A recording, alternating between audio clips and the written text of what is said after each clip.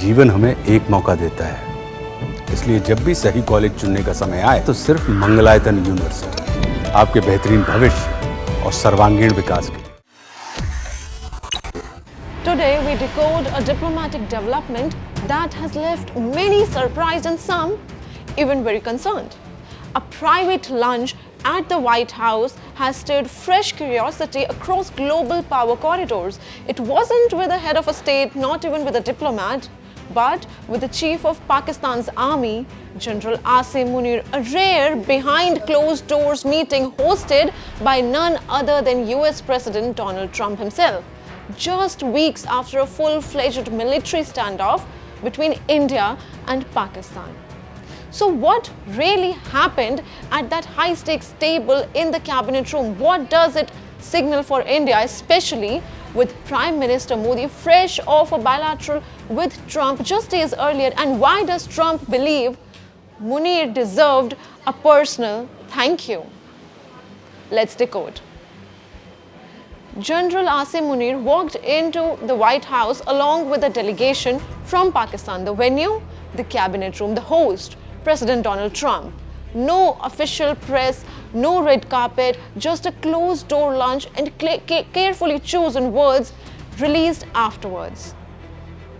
The US President later told reporters this meeting wasn't a formality, it was a deliberate gesture. Trump said he wanted to personally thank the Pakistani army chief for not escalating the recent four-day military confrontation with India. According to Trump, Munir played a key role in pulling back from the brink and, in his word, in ending it. In your meeting today with the chief of staff of the Pakistani army, did you talk about Iran?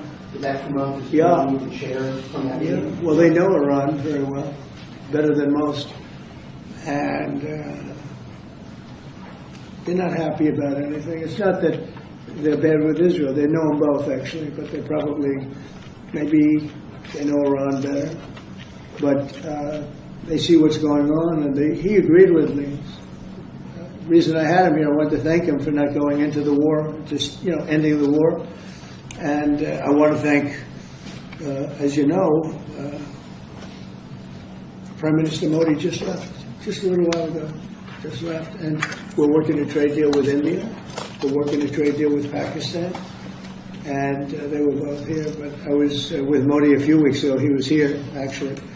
But now we speak to him, and I'm so happy. There was a deal that two smart people, plus, they had people on their staff too, but two very smart people decided not to keep going with that war. That could have been a nuclear war. Those are two nuclear powers. Big ones, big nuclear powers, and they decided that. So I was honored to meet him today. Now, here's why this meeting is extraordinary.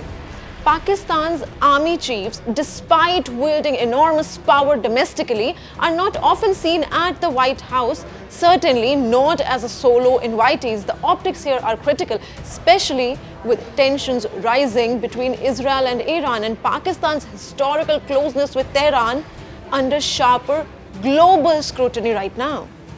Munir's meeting was not just about India. Trump confirmed they spoke about the Iran-Israel crisis as well, and that's where Pakistan's strategic relevance comes into play.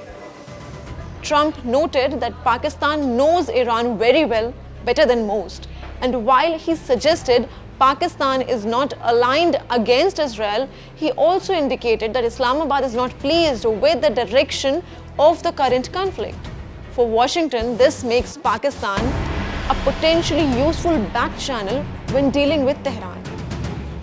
But there is another intriguing layer. Just before this lunch was confirmed, Donald Trump reportedly asked Prime Minister Narendra Modi if he could stop by the United States on his way back from Canada. Modi declined, citing pre-scheduled commitments. But the timing raises questions.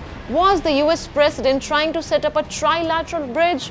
Was there a desire to balance relations between India and Pakistan, both critical to the US interest in different ways? And more importantly, how will India view this outreach to Munir, coming so soon after the border tensions?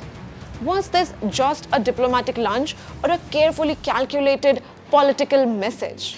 For India, the takeaway is clear. While India may be Washington's strategic partner, it is not the only one in the room.